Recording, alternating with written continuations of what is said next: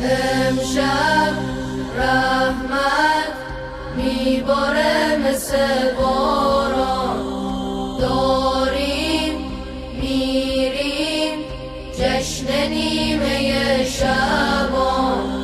ما با برگه های دعوت اومدیم برای بیعت، آرزومونه که باشیم موقع ظهور حضرت.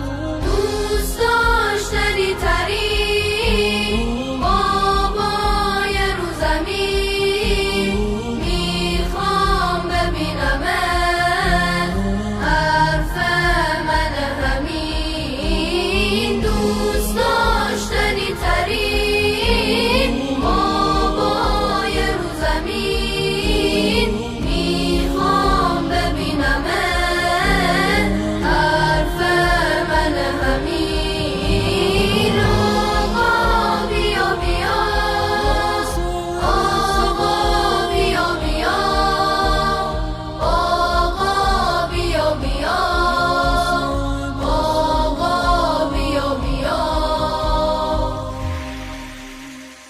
گرچه سخته روز و روزگار ما، هر جا باشیم هستی تو کنار ما.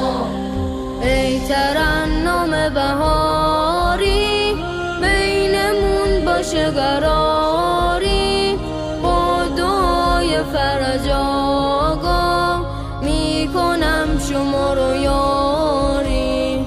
راضی ز نوکران میشی با این صفات، انجام واجبات ترک محرمات.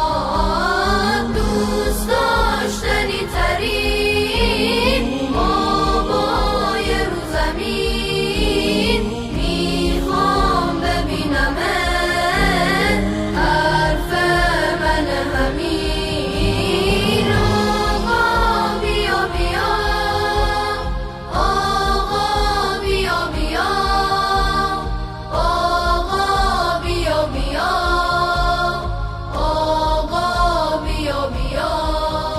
السلام